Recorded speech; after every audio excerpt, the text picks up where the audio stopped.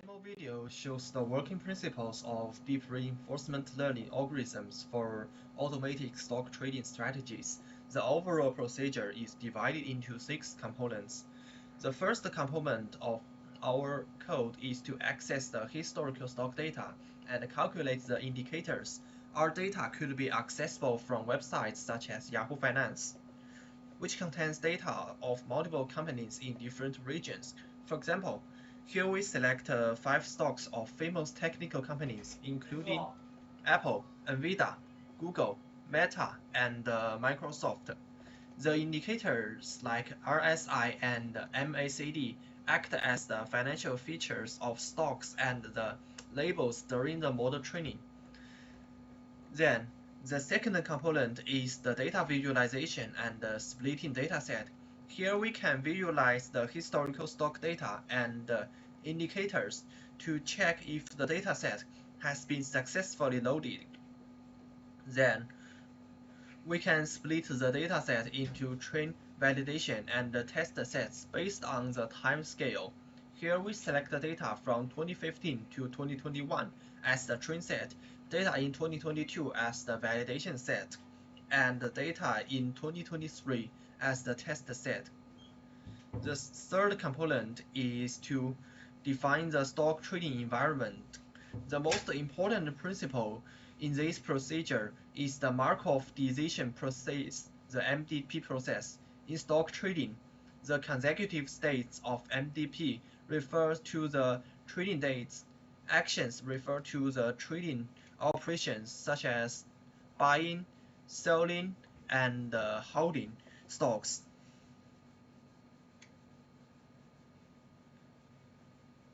Reward values refer to the portfolios or the total assets. The core design is to define the reward function to simulate the practical trading environment, including the initial balance, the volume limitation of actions on each stock, and the transaction fees. Meanwhile, to satisfy the requirements of different DRL algorithms, here we define both the discrete time and the continuous times of states.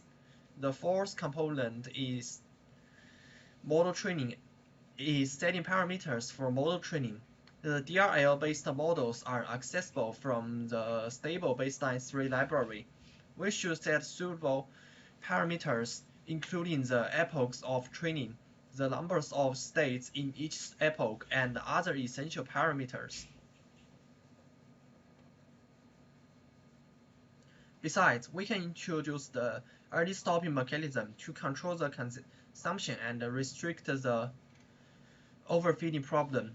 When the max reward is not improved for several consecutive epochs, the training will stop and exit. The fifth component is model training and visualizing the trends of rewards in the validation set. 3 classical DRL algorithms such as PPO, A23, and DDPG are introduced in this project. We also combine them together by setting different or equal weights in the test set. Here we can see that the early stopping mechanism does work in all groups. And the last component is testing the trained models and evaluating results through financial metrics. An important step is to map the continuous time actions in the DDPG to the discrete types. Here we introduce 3 typical metrics: the Sharpe ratio, the maximum drawdown, the final portfolio value, and the frequency distribution of different actions, as demonstrated in this component.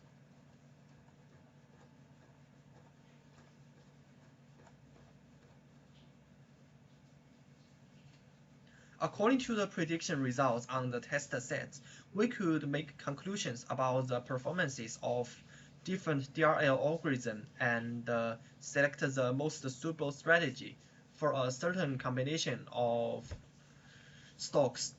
That's all.